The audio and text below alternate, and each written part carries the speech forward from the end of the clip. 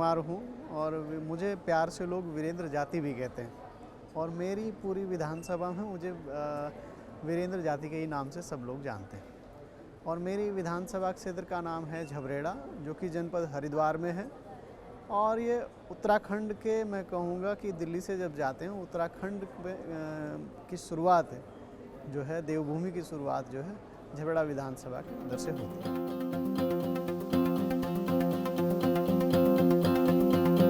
मेरी कॉन्स्टिट्यूंसी में एक तो एजुकेशन का जो लेवल है, एजुकेशन का जो एक बेसिक स्ट्रक्चर है, मैं मानता हूँ उसके हालात काफ़ी ख़राब हैं। और जब मेरे विधानसभा क्षेत्र के लोग एजुकेटेड होंगे तो विभिन्न आयामों में वो बेहतर कर सकेंगे। और बेसिक एजुकेशन से लेकर के हायर एजुकेशन तक के जितने भी साधन और संसाधन हैं उनका अभाव है। और मेरी ये कोशिश रहेगी कि बेसिक एजुकेशन से लेकर के हायर एजुकेशन के सेगमेंट को कम से कम मेरे विधानसभा क्षेत्र में मैं बेहतरी के लिए शुरुआत कर सकूं। और इस चरण में हमने लगभग 16 प्राथमिक विद्यालयों का डिजिटलाइजेशन का प्रोसेस स्टार्ट कर दिया है। और मैं मानता हूं पूरे उत्तराखंड में झबरेड़ा विधानसभा पहली ऐसी विधानसभा होगी जिसमें आधुनिक स्कूल होंगे।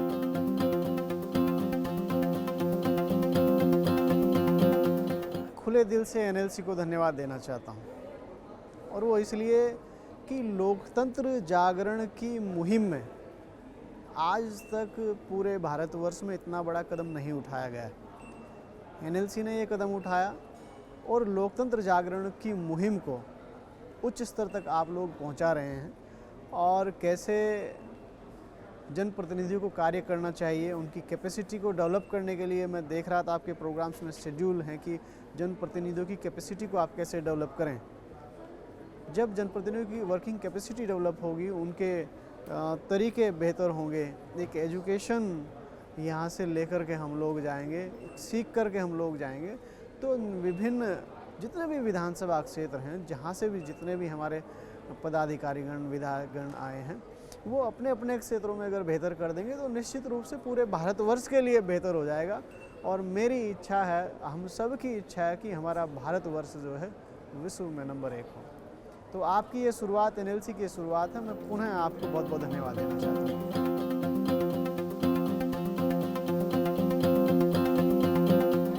देखिए, मैं छोटा सा किस्सा आपसे साझा करना चाहता हूँ।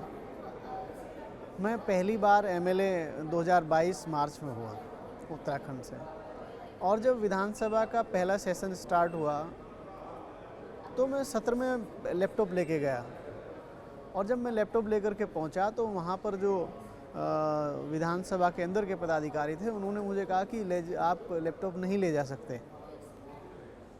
मैंने पूछा क्यों नहीं ले जा सकते? मेरा पूरा डेटा, मेरी फाइल्स, मैं तो पूरा का पूरा इलेक्ट्रॉनिक माध्यम से ही सब पेपर वेपर सब रखता हूँ, और कि इसके लिए परमिशन है, अनुमति लेनी पड़ेगी।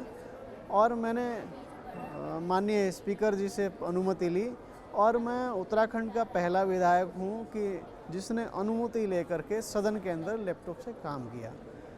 मैं मानता हूँ जो आपने MIT के अंदर जो संस्था बताई है, भविष्य के जो नेता हैं, फ्यूचर जो लीडर हैं, देखिए अगर हम लोग ही पढ़े लिखे नहीं होंगे, और मैं मानता हूँ जितने भी आधुनिकता के माध्यम हैं और जितने भी डिजिटल माध्यम हैं, अगर हम लोग उनको ही इस्तेमाल नहीं करेंगे, टेक्नोलॉजी का इस्तेमाल नहीं करेंगे, एजुकेशन का इस्तेमाल नहीं करेंगे, तो मैं मानता हूँ हम भारतवर्ष को अगर इस्तेमाल नहीं करेंगे तो हम अपने देश को पीछे हटा रहे होंगे।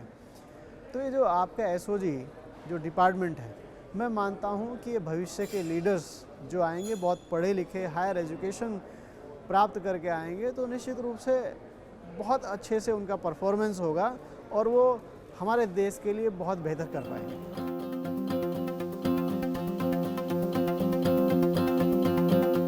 मेरा पहला इलेक्शन था ये MLA का, लास्ट 2022।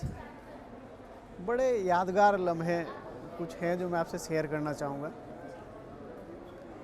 जब भी मैं विधानसभा क्षेत्र में जाता था, इलेक्शन पीक पे था, तो जैसे ही हम किसी गांव में, कस्बे में पहुंचते थे, तो लोग इतने जुनून में, इतने जोश में, इतने प्यार बरसाने वाले थे कि वो कंधों पर उठा लेते थे। और मैं मानता हूँ 90%, अगर हम 2-3 किलोमीटर भी चले तो 90% जो है लोगों के कंधों पर ही रहता था। लोग प्यार में, उत्साह में उठाए रखते थे। तो मैं जो क्षेत्रीय जो पुराने नेतागण थे, मैं उनसे पूछता था कि भाई, चूँकि मेरा पहला इलेक्शन था, तो मैं पूछता था कि भाई हर इलेक्शन में क्या ऐसा ही होता है कि सब लोग ज़मीन पे नेता के पैर नहीं लगने देते हैं और उसको उठा करके घूमते रहते हैं प्यार मोहब्बत से? तो उन सब का भी ये कहना था कि नहीं, ऐसा जुनून, ऐसा जोश हम अपने जीवन में पहली बार देख रहे हैं कि लोग इतने उत्साहित हैं और इतने उत्साह के साथ अपना प्यार, अपना इतना सम्मान दे रहे हैं। तो मेरे लिए वो बड़ा ही यादगार पल है और मैं पूरी उम्र उन यादगार लम्हों को भुला नहीं पाऊँगा।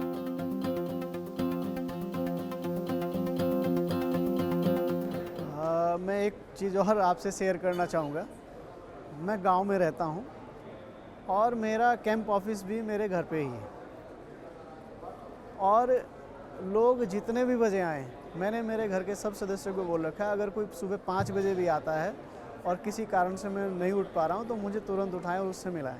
मेरी सुबह की शुरुआत हमेशा यही होती है कि लोग सुबह 5 बजे, 6 बजे आ जाते हैं और मैं मेरे रात्रि परिधान में ही उनकी समस्याएं सुनने के लिए बैठ जाता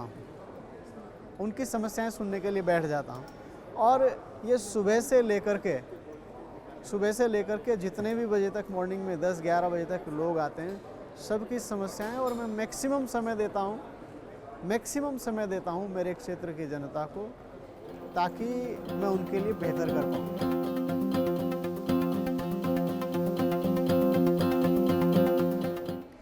युवाओं को भी मेरा एडवाइस है, अगर वो पॉलिटिक्स में आ रहे हैं तो निश्चित रूप से पहले आप अपनी एजुकेशन पे ध्यान दीजिए, अपना खुद का सेल्फ डेवलपमेंट करिए। और जब आप पढ़ेंगे, लिखेंगे, तो आप मेंटली स्ट्रॉन्ग होंगे, आपका जो मेंटल स्टेटस जो ब्रॉड होगा, और जब आप बेहतर सोचने की कैपेसिटी डेवलप कर लेंगे, अच्छे से पढ़ लेंगे और पॉलिटिक्स में आएंगे, तो निश्चित रूप से आपका परफॉर्मेंस भी बहुत बेहतर होगा। और पॉलिटिशियंस का जब परफॉर्मेंस बेहतर होता है, तो निश्चित रूप से राज्य का, जिले का और हमारे देश का परफॉर्मेंस भी बेहतर होता है।